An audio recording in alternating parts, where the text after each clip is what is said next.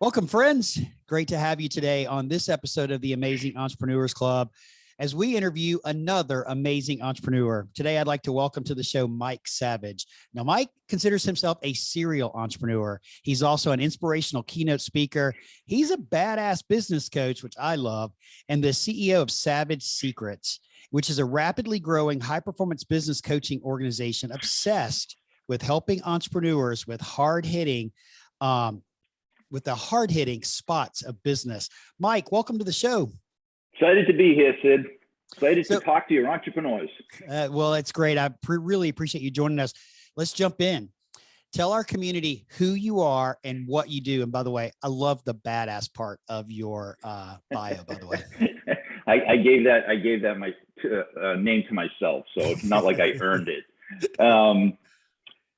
Like you said, Sid, I've been building companies for 30 years, and I built a few multi-million-dollar businesses and in a variety of different industries. And my largest grew to 25 million. I had 50 employees and sold, a couple $100 million in product to retailers all over the world.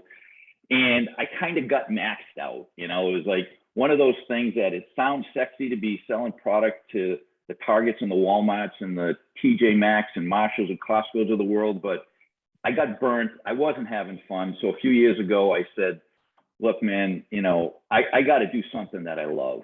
And I exited the business. And what I love is teaching. I've always loved teaching. And so I built this new business called the Savage Secrets, where I use the 3 decades of pain and suffering of my own personal pain and suffering to help other entrepreneurs build businesses. And, I just have an insane amount of passion for anyone that goes out into the world and says, you know what, screw the job, screw this. I'm just going out. I'm going to believe in myself. I'm going to go and build this business. I have a passion, and they go out and do it. So, that's my calling. I think I found my real calling in life a little bit later than, I probably would have liked to, but I'm here, and I'm just I'm so pumped up for this new world that I'm living in. So that's awesome. I really appreciate you sharing this story. But before I ask you a couple of follow-up questions, let's just get this clear. You're not in Alabama, right? With that accent, I know you're up there where you're singing "Go Red Sox," right? So oftentimes when I get on stage, I have to put up this sort of a help sheet for the audience, because after the first few words, when I look out into the audience, I see a lot of heads tilting, like when a dog hears a whistle, like the people so yeah, I don't do a very good job of hiding the fact that I am from Boston, and absolutely love my parking my car in Harvard Yard. So as well as my Boston sports teams. Well, I worked for a company based in Western Massachusetts for a really long time, actually 10 years. And I would go to Boston quite a bit. I love Boston, the city, and going there. The people are fantastic. The city is so rich in history, and people pick on me about my Southern accent because it always seems to come out and make its way out. But I really enjoy the Boston accent. It's a lot of fun. And so kudos to you for not losing it. Okay. You're just buttering me up, Sid, but I'll take it. That's right. That's right. So Mike, let's go back for just a minute. And, you started your entrepreneur journey some time ago. What made you want to be an entrepreneur? What was that thing that said, hey, I'm going to start a business? You know what? It's a great question. And, I'll tell you the nuts and bolts of it. And I went to engineering school. So I was a geek in high school, and I went to engineering school, and I got a couple of degrees in mechanical engineering. And I was in grad school, and it was about 6 weeks from finishing my thesis. I had to get in front of a little tribunal. I had to defend my thesis, all this other stuff. And I got the call. At the time, I had a girlfriend. I was engaged to be married. Everything was like, I was on fire. My life was perfect. And I got the call. In the middle of the night from my sister, who said, Dad's not breathing. And rushed home, in all the chaos of that, and ended up doing CPR on my dad, trying to bring him back. The ambulance came, the paramedics came. Long story short is my dad did pass. He was 51 years old, and it was a difficult time for me. But during that same period, my mom lost her mother, my grandmother, and her aunt within 3 months. Oh, wow. So she lost her husband, her mother, and her aunt in 3 months. And I remember the time when, and my dad at this point owned a pharmacy. And my mother was basically, in the olden days, they called them secretaries. Today, basically administrative assistant, executive assistant. She knew nothing about running a company. And she went and said, you know what? I'm going to go run dad's business. I'm going to go, he owned a pharmacy. And so she, no skills, no knowledge of anything in the world of running companies, business, entrepreneurship, financials, anything. She went and ran that business. She goes, I'm going to do it. I'm going to figure it out. I'm just going to go and run the company. And that was so inspiring to me. That was so motivating to see her courage and her toughness, despite the fact that she lost her husband, her mother, and her aunt. And it was a tough time for the entire family, make no mistake about it. But when I saw her go in and I saw this toughness, it literally was a few months later when I said, I had finished grad school and I got a cushy job in the computer industry. And I lasted in the computer industry for 6 months mentally. I lasted there 5 months physically. But during that time, I knew entrepreneurship was calling me. And, I even at age 11, I grew up on a golf course. I used to go in the woods and find the golf balls and put them in egg crate cartons and go and hide in the tees far away from the clubhouse and sell my brand new Titleist golf balls for $0.25. But it was really my mom's toughness in her tenacity, in her belief in herself that I can overcome anything. I can go off and do it. And that to me was foundational. And I think that was probably the thing that maybe I had thinking about entrepreneurship in my brain, but that locked it in for sure. That's great. So that got me going. That's a great story. As difficult as the time was for you and your family, the inspiration came from your mom, and watching her stand up and say, hey, this is what I'm going to do. And I know there's so many entrepreneurs, including me, that say, I'm going to start a business, and we've got no clue what we're doing. And we just figure it out as we get started, and we make a lot of mistakes along the road. Sometimes they're difficult, really bad mistakes, and sometimes they're just great learning experiences. But, the journey is, to me, part of the experience that makes being an entrepreneur so great. Some of the learnings I could do without, but that's okay. That's just part of it. Well, right? it's funny you say that, Sid, because, I always say there's only two ways to learn stuff in life. It's your experience or someone else's. And if it's yours, it usually hurts more, costs more, and takes longer. Yep. And the journey of entrepreneurship, of building a business, a lot of times starts with passion. Like someone is passionate about something. You could be passionate about building things. You start a construction company. You could be passionate about technology, start an IT company. You could be passionate about cooking. You may start a restaurant. And that passion's good, and it gets you to a certain point. But I use the analogy all the time. It's like, just because you can bang a nail and hang a piece of sheetrock does not mean you can run a construction company. They're two completely different skills.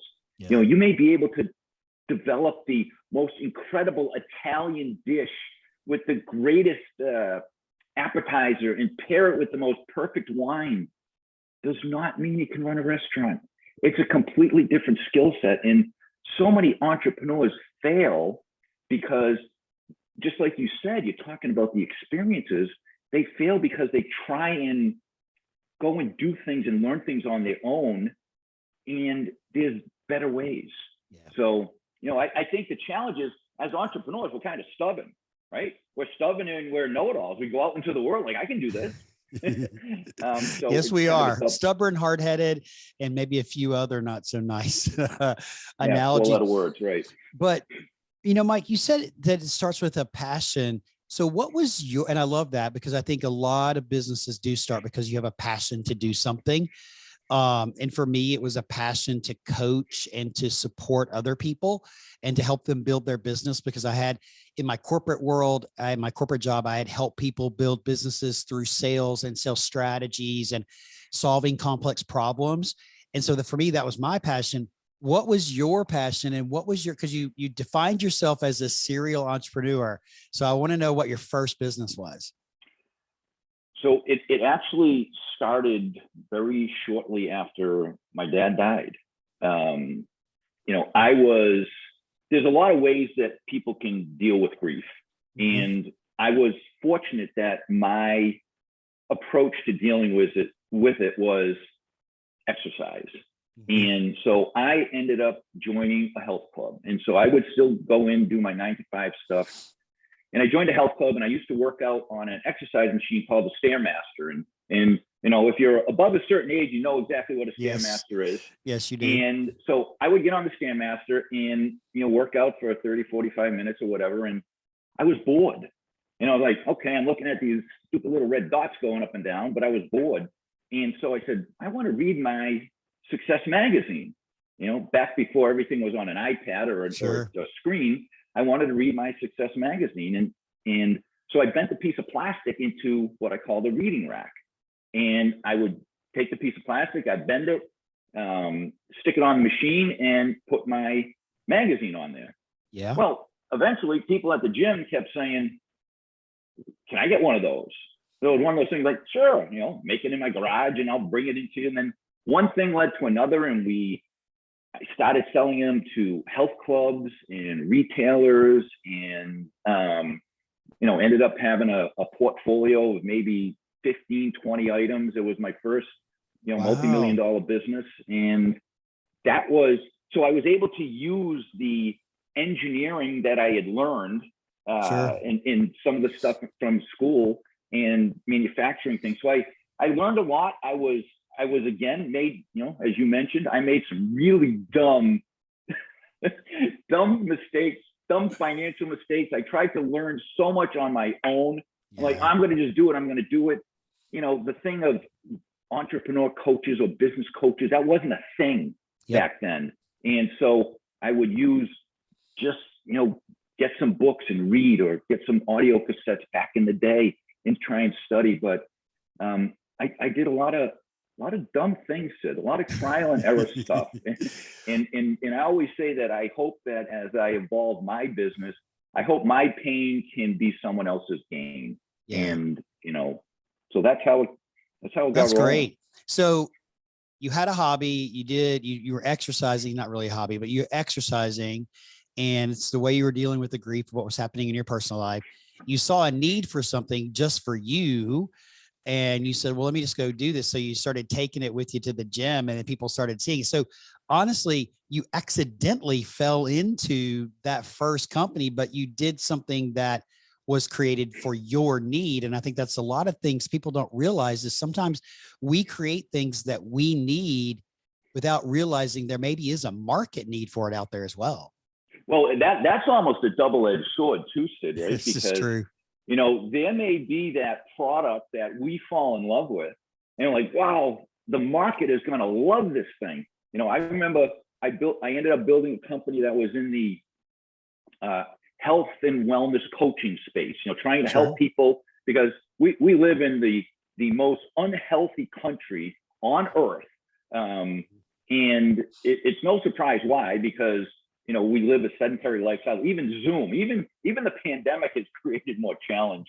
But I believe that my wife was is a health nut, and so we said, this was probably about 15 years ago. Like, let's create a technology-based business where we can help people go on the journey of losing weight and getting healthy and exercise and all this other stuff. And I'm like, the world is going to love this. Yeah. So I dumped about $1.5 million into developing the technology and hiring the team and all this other stuff. And then I brought it to the marketplace.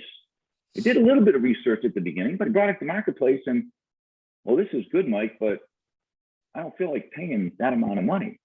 Well, I've got coaches to help you and I got all these technology. No, Mike, I'm no interest.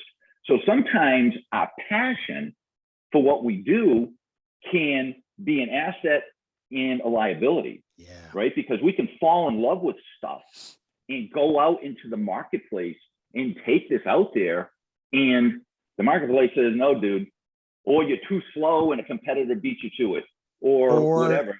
You have the right idea, but the wrong time. That's a little bit of what you just talked about, the right idea at the wrong time. So during COVID, it was the beginning. I started a company that I thought was absolutely perfect. It was called Workplace Wellness.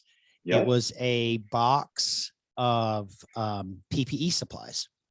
So that companies, because when COVID originally started, we were going to be back to work in 2 months, right? We were going back to work 2 to 3 months. And there was a heightened awareness about, protectiveness in the office and the cleanliness of office. So this custom box had hand sanitizer, mask, desk wipes that employers could brand it and have it sitting on the desk of their employee when they return to work, right?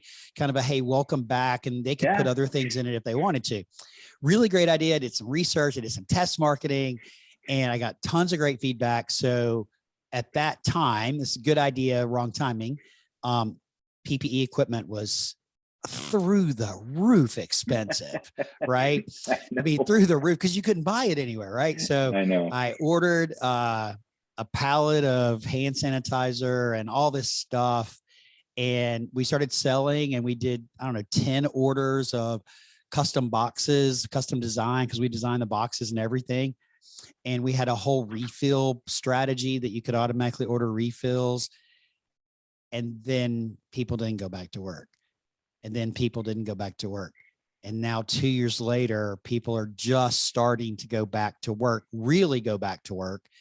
And so it was a great idea, but at the wrong time. So I just shut it all down and moved on. So lessons learned, right? Well, and that's the beauty and the curse of this thing called entrepreneurship and the drive to take your idea or whatever you might be passionate about or whatever you think, hey, I got a great idea. Up in Massachusetts, over the last 5 years, there's been this big thing called marijuana. It's like all of a sudden it's legalized and every single corner is now another, dispensary or marijuana store. And I believe it's going to become saturated. At the very beginning, it was great, but now every single time you turn the corner, there's another place. So it's like, is there that much demand? Or is it going to be a situation where, hey, I saw a business opportunity. I don't really know anything about marijuana, but I'm going to go and start this business because the state just legalized it. And, is it going to work? I don't know. I don't have a crystal ball on that. But, what you said is, it really is the blessing and the curse of what we do. It's, you have a passion. I know I got a client who I went over her house and she had the dinner cocktail hour thing, and she made these cookies. And I'm telling you, Sid, never had a cookie this good in my life. And so I was, joking. I'm like, hey, you should really turn this into a business. And, oh no, I just make them for other people. Sort of like what I did with my reading rack. All of a sudden, I got the entrepreneurial gears turning. And she starts thinking about it. Long story short, she's got a very successful business right now selling her cookies. So that's awesome. You never know. That's awesome. You never know. So I want to fast forward just a minute to today. And you've been through multiple businesses. You've bought, you've sold, you've started from scratch, and you finally found your passion and doing what you're doing and really the joy of what you're doing today. So tell our listeners, what exactly is Mike doing today? Give us a little insight there. So I have a variety of different products and services that I offer entrepreneurs. Now, you can't, I teach the fact that oh, by the way, everybody is not your customer. Just Say that because they again. have a pulse and they have a head on their shoulders, 10 fingers, 10 toes, does not mean they're an ideal client to you. And so where I found my niche, Sid, where I found the most fun that I have is working with entrepreneurs that have already started businesses, and they may be the passionate entrepreneur. They're running a business anywhere from, say $100,000 to $5 million. And I know it's a big range, but it's mostly entrepreneurs that are driven. They want to get to the next level. And the next level is a place where they've never been to before. Now, you could be running a $100,000 business trying to get to $250,000. How many $250,000 businesses have you won? $250,000 to $1 million. How many $1 million businesses have you won? 1 to 5, 5 to 10, 10 to 20, 20 to 50. So I've lived this world of going from, idea to 25 million. I've lived this world. Sure. So I know how challenging it is. And the reality is, I believe I have this philosophical approach to entrepreneurship. I call it the Entrepreneurs Trilogy. And I say that we as entrepreneurs live 3 movies simultaneously. I call it heart set, mindset, and skill set. Heart set is our health, our relationships, and our happiness. And when people build companies, and this is part of the stuff that I do when I teach or I speak or I train, it's not just about spreadsheets and social media and strategic plans. It's not about that. It's like, why do we do what we do? At the end of the day, if you have your health, which is the one thing we take for granted until it's gone, you have your relationships, your friends and your family, and you're happy, you've already won the game. Right? You've already won. And so that's movie number 1. Movie number 2, I call mindset, which is what goes into your brain. How are you getting to that next level? What is your momentum? I wrote a book on setting goals and dreams. And, I have my goals all written down, but it's your mind, your momentum, and ultimately your movement. Do you get your butt off of the couch and do you go and do stuff? And then the third movie is I teach a skill set, which is fundamentals of business. The heartbeat of business is your product or service, your target market, and your strategic marketing plan. And when you can get those 3 things aligned, because lots of people, when they go out and to do this business thing, like, hey, I got this new thing and I'm going to go off and attack the world. Like, okay, great. What's your product? What's the competitive landscape? Sort of like you were talking about, Sid, with your box of PPE stuff, right? It's your product is perfect. Now, what's the competitive landscape? What's the target market? What's your unique strategic position in the marketplace? What I call this pestle analysis. What is the PESTLE? What are the political, economic, social, technological, environmental, or legal things that are going on in the world? Big picture stuff that can impact your business. And so it's not just, hey, I'm going to start a restaurant. It's no, let's look at big picture. So once as an entrepreneur, once you define your product, then you got to get really specific as who is your target market, your ideal client, your ideal customer avatar, whatever you want to call it. But once you get your product defined, your price point, understand the marketplace, once you have that target market, ideal client, then the next thing is what I call dating. It's match.com, right? You take that product and you have to marry it to that ideal client, right? You want to bring them together. The challenge in business today is that there is an unlimited number of ways to do marketing, from social media to podcasting to email marketing to trade shows and exhibits. It's crazy. So it becomes very overwhelming. So what I do is I will meet the entrepreneur wherever they're at. So I have private coaching. I also have group coaching, where I love group coaching. I have 3 coaches myself. Now, this isn't just something that hey, Mike, you practice what you preach. Yes, I do, because like I said earlier, there's only 2 ways to learn stuff, right? Your experience is someone else's. So 3 years ago, I entered into a new world, an industry I've never been part of. I'm in a group coaching program with a really smart dude in Australia. And in that meeting, there's 8 to 10 multi-million-dollar coaching entrepreneurs in this room.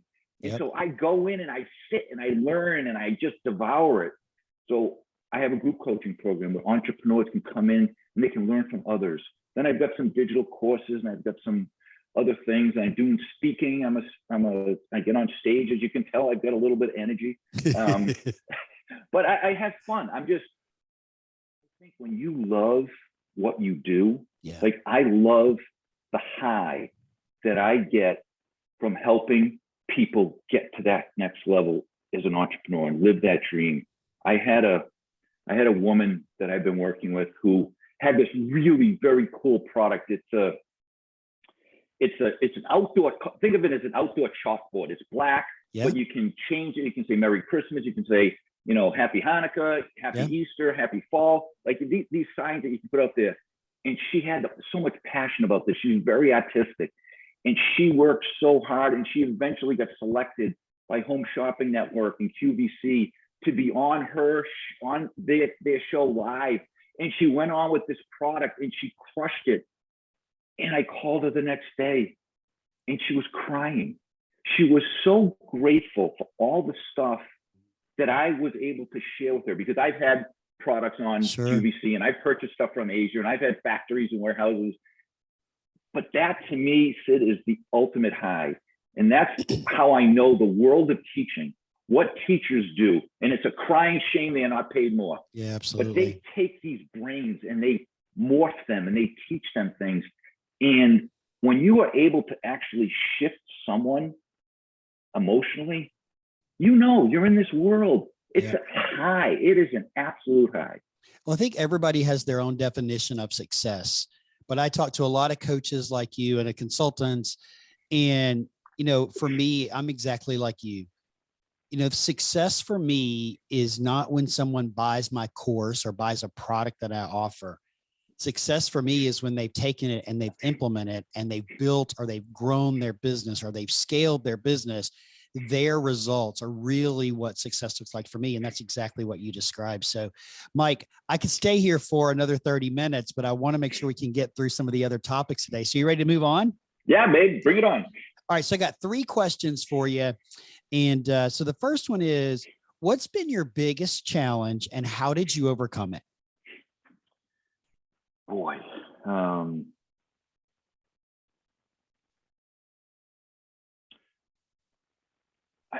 biggest challenge. I'll tell you, what? I will tell you what the biggest challenge is.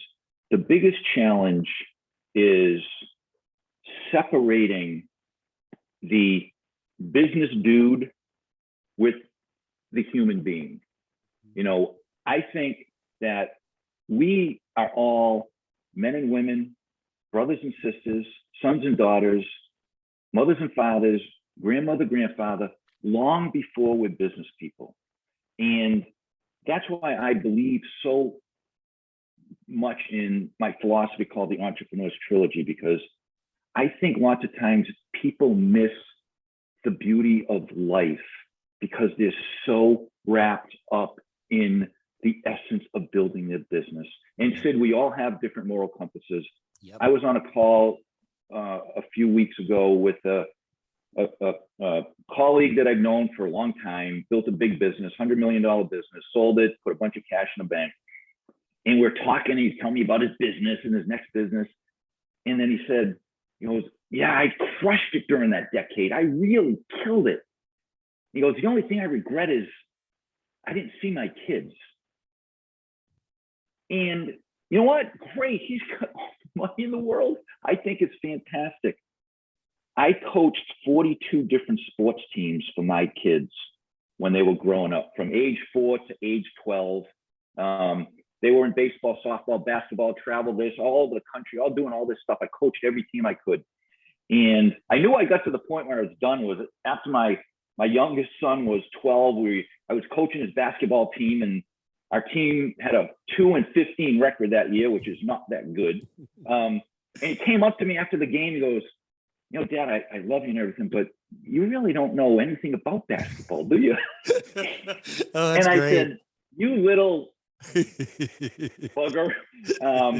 But my point is, I think what my biggest lesson was learning to make sure that Mike, the husband, the dad, the friend, the son, the brother, took precedent over the dream of building the businesses. Sure. I'm blessed as hell that I've built many, but that's one I see so many clients missing. Yeah. They are so maxed out mentally, emotionally, physically. To me, it's not winning if you're on your fourth marriage, your health is suffering, you don't know your parents, you don't know your kids, you don't know your grandchildren, you don't have friends, you don't have any that's not winning to me. So I think it's not at all. Not that at was all. the I biggest totally lesson. agree. And Yeah. overcoming it was just years of experience. That's why I have literally a course now called Savage Sunrise, where I teach how to start your day on fire. Yeah.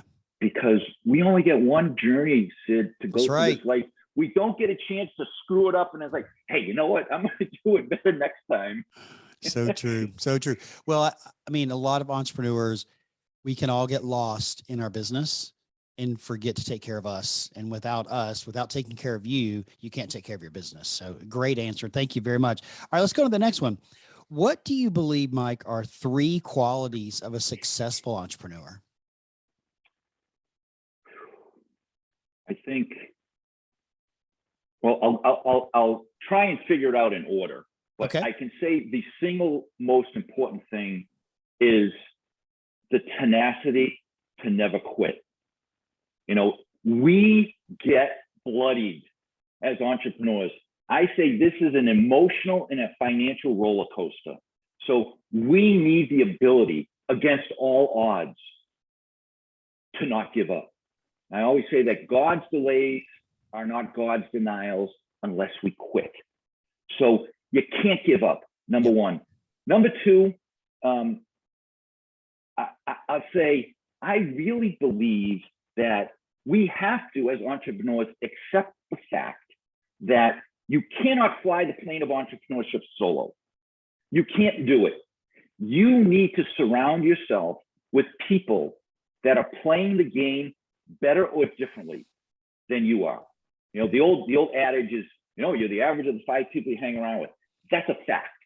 Yep. You will start to think like them. You will start to act like them. You will start to have the body that they have. You will start to have the mindset. You'll have the energy. If you hang around with negative stuff, you become negative. It's human nature. 100%.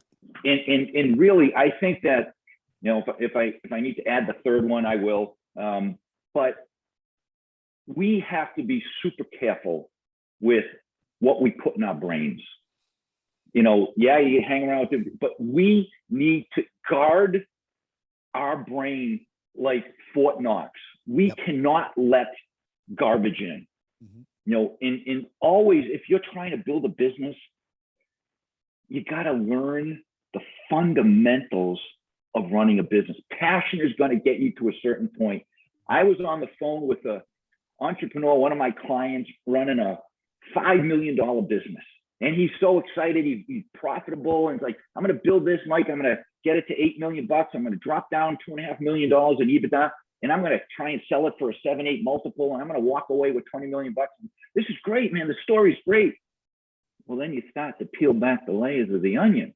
Like, not so great. There's HR issues. You got disruption in the force. You got your team is not fired up. You don't have enough damn cash. So it's just so interesting. The fundamentals of running a business, like I said, when you're trying to go from point A to point B and you've never been to point B, you got to learn how to do it. So 100%. I think that you have to become obsessed with learning. Maybe that's what it is. The day you stop learning is the day you put yourself in a box. Okay, so I love that. So I'm going to recap them. So the first one was the tenacity to never quit. Just don't give up. And I absolutely love that. That's part of why we do this podcast right here, is to inspire, to motivate, and to encourage other entrepreneurs to continue their journey by sharing stories of entrepreneurs just like you, right? The second one is don't go it alone. It's another reason why this podcast exists, because being an entrepreneur is a very difficult journey. It's full of lots of ups and downs and peaks and valleys. And we're led to believe, because it's been glamorized, that it's a path straight up. Start your business and you go straight up to success and boom. Yeah, it's not that true. The other thing that we are not told is just how lonely this journey can be. So finding people, like-minded people, people that have walked down the path from you or walked down the path further than you are, to learn from them and to, be part of your circle is really important. The one thing I'll add to that is, based on recent experiences, I'll share this, make sure they're the right people. And if your gut's throwing up red flags, listen to the red flags, because I did not in a certain situation. Amen. And that person that was in my ecosystem was doing more harm to me than good. So pay attention to that and listen to that. And then the last one, dude, learn. Oh my gosh. Every single day I talk to people about, do something that furthers your knowledge every day. For me, I read for 10 minutes a day, 10 to 30 minutes a day. Right. And then I listen to one podcast every day. And if I happen to miss one because of whatever, I catch up on Saturdays.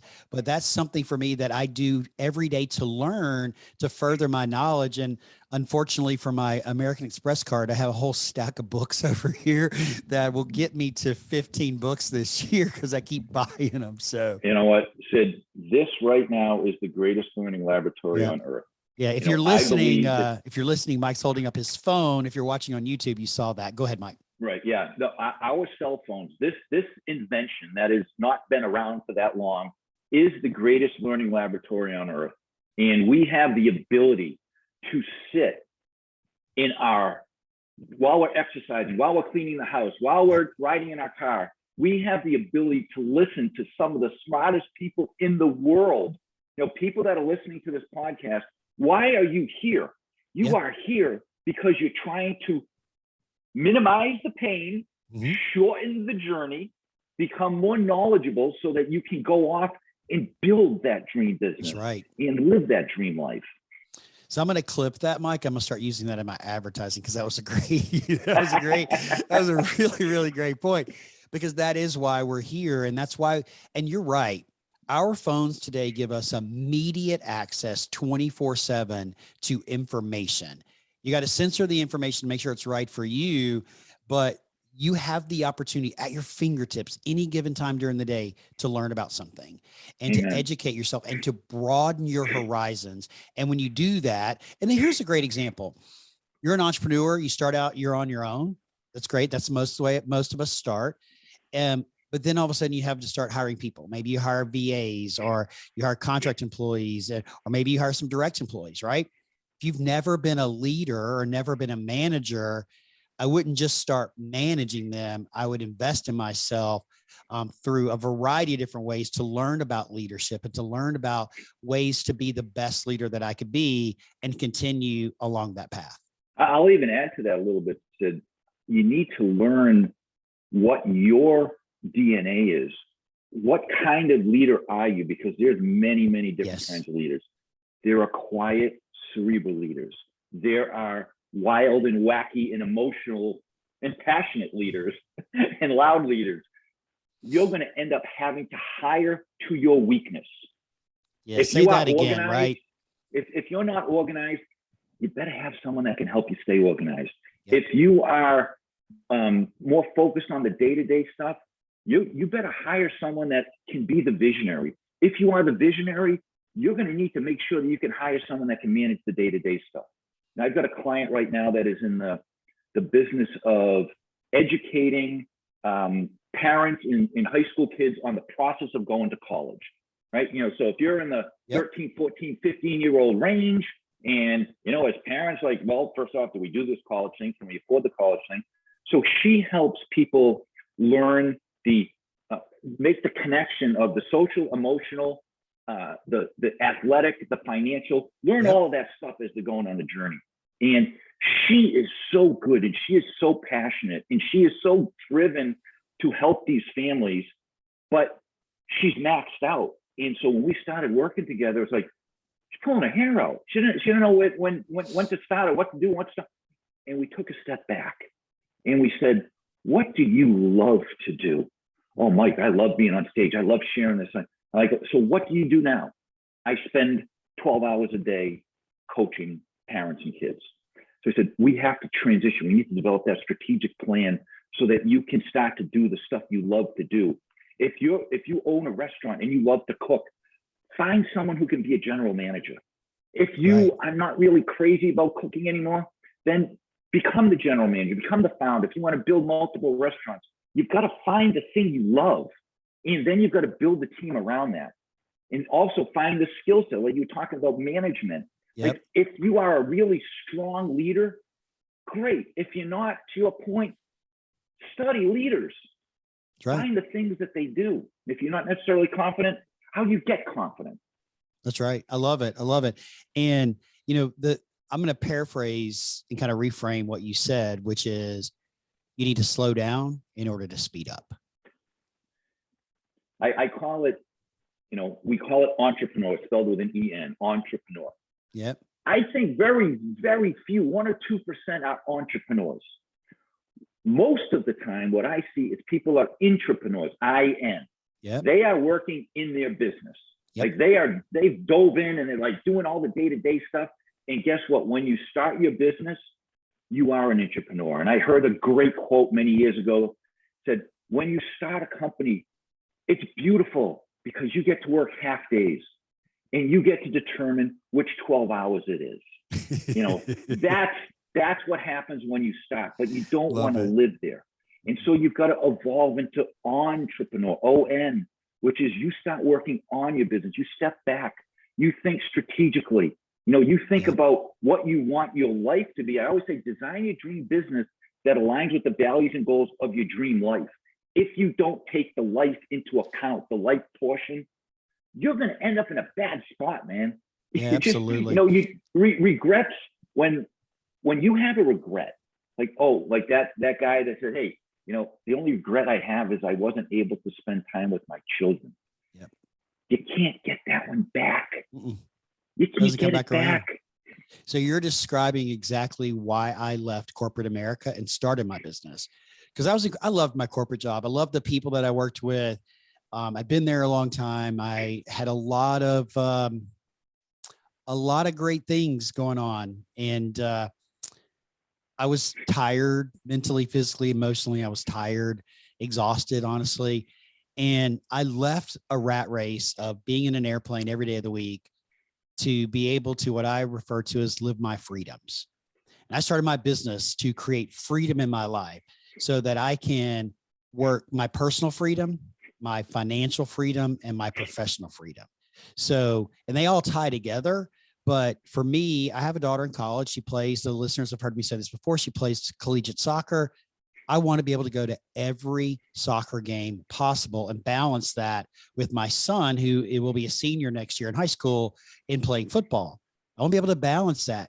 If I were working in corporate America and doing the job that I was doing, I would not be able to do that. Right. So for me, it was all about freedoms and being able to make the choices I wanted to make in order to move my life forward. So, you know, I do have a lifestyle business that supports my lifestyle, but I have a business that is helping entrepreneurs move their businesses forward. So it's a balancing act, but I don't want to ever get back into this thing where I'm working, you know, the way that I was working in corporate America. That makes sense. Well, you know Mike? what? Congratulations, because I have the greatest respect and admiration for people that do what you did.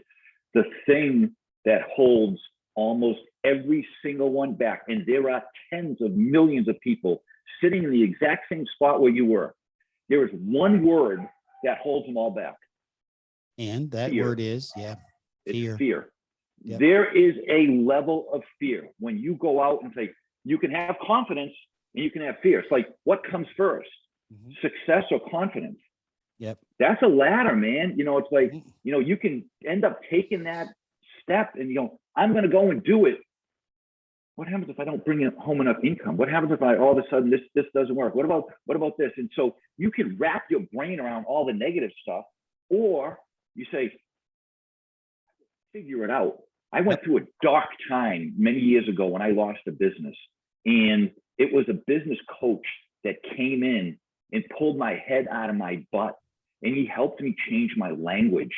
And there was this fear that I had, like, well, what am I going to do now?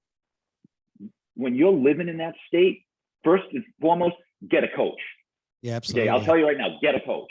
I don't care if it's me, I don't care if it's you, but find someone that can help you pull your head out of your butt, because until you get this right, nothing else will work. Yeah, Nothing. absolutely. Your family won't work, your friendships, your health, nothing will work. And yeah, I'm a business coach, entrepreneur coach, but I spend most of my time with most of my clients and most of my speeches on this freaking noggin that sits on top of our shoulders, because that is the differentiator.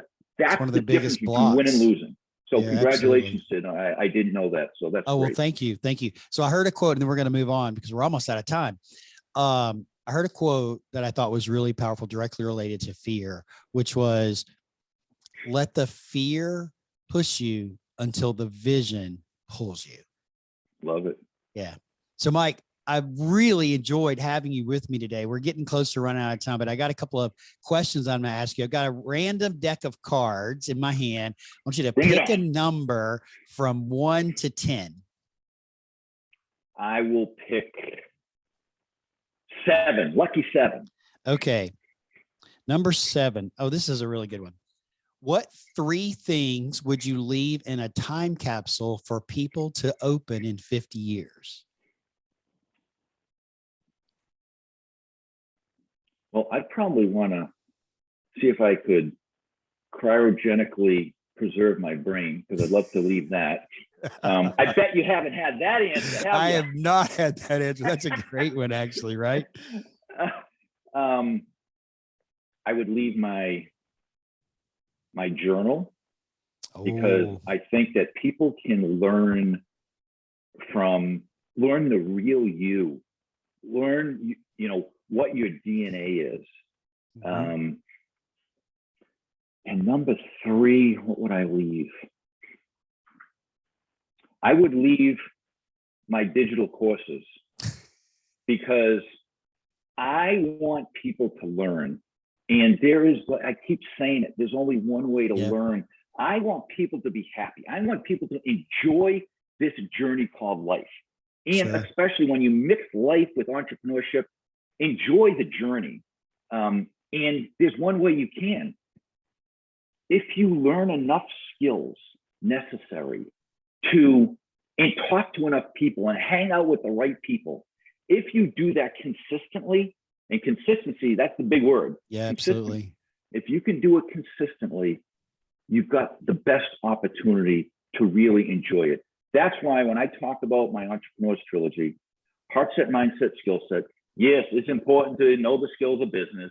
It's important to, be constantly setting goals and dreams and vision and putting good stuff in your brain and getting off your butt. But nothing is more important than your health, your relationships, and your happiness. And if you have those 3, you win.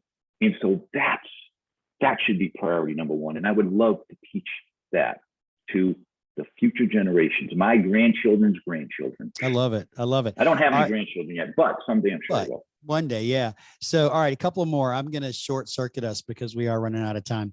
So, Mike, many people read electronic books. You're an author, and you mentioned a book that you written earlier, and I see books sitting on the back of your cabinet there. If you're watching on YouTube, you'll see it as well. Do you think that electronic books actually take away from the experience of reading?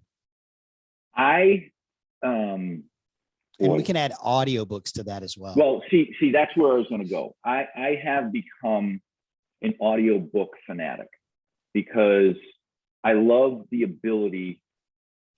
I'm a multitasker.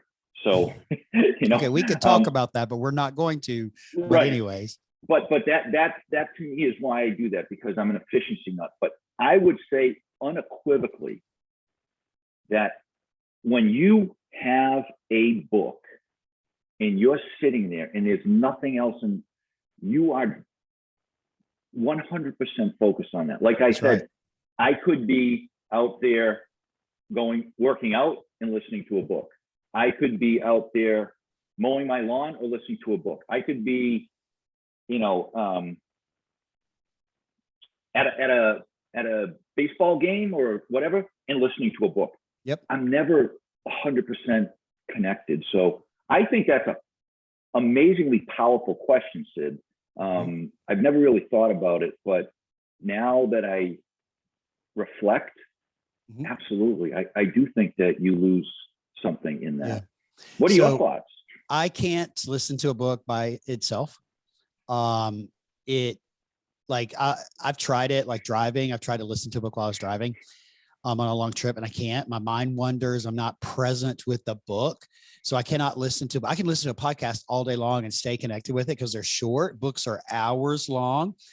And there's not necessarily a lot of inflection of the voice and changing. Right. That doesn't exist in the book, right? Unless, depending on the book, right? There's one book that I listen to that is really dynamic. I could listen to over and over again. And it's called You Can't Hurt Me by Richard Goggins, the Navy SEAL. It's a fantastic book, and I could listen to it over and over again. The reason is because it's set up, the audiobook is set up like a podcast. So after every couple of chapters, the guy that was a ghostwriter for the book comes on and asks him some questions, and they have a dialogue, right? So for me, they put me to sleep. But I actually, when I have a really good book that I want to make sure that I'm paying attention to, I'm present with, and I'm learning from, I will listen and read at the same time, because then I can take notes in the margin. I can flag things. So I do a lot of that listening and reading at the same time. So, yep, I agree. No, but I think it is essential. And I'm actually just finishing up a second book. Oh, awesome. Yeah, it's called Triple Play. There's only 3 ways to grow your business. And it's fundamentally based on something I heard over a decade ago, that there's only 3 ways to grow your business. Well, first I called BS on that. And over the last 30 years, there are only 3 ways to grow your business. So do you have a timeline when the book's going to come out? It'll be out by the end of this month. Oh, so awesome. If anyone is interested, thesavagesecrets.com/playbook, you can go there, and both of my books will be there, in downloadable format. But yeah, it was such a fun write, and I don't think that you're supposed to love like your second child more than your first child, but I really enjoyed writing this book, and they're not long reads, and there's worksheets in there, and the PDF that has editable worksheets, you can fill in the things, but it's just, I keep looking at those things that I think are most important for entrepreneurs to really, really understand. And it's not just spreadsheets and social media. There are these other things. Congratulations on the books. We'll be sure to drop that link down in the show notes for our listeners, as well as your other social handles and things of that nature. But Mike, I really appreciate you joining us today. It's been a fascinating conversation. I've loved learning about you and all the things that you've been doing. Thank you so much for sharing your insights with our community. If our community would like to get in touch with you, what is the best way for them to do that? Yeah, it's 100% thesavagesecrets.com. There you have it. Thesavagesecrets.com and /playbook if you're interested in the book. Well, be sure, listeners or folks, when you reach out to Mike, let him know that you heard him here on the Amazing Entrepreneurs Club, so he knows how he's coming to you. Mike, thanks again so much. I appreciate you being here. And to all of you out there, go out there and make today great. And we'll see you again next week. Thank you, Sid. Great job.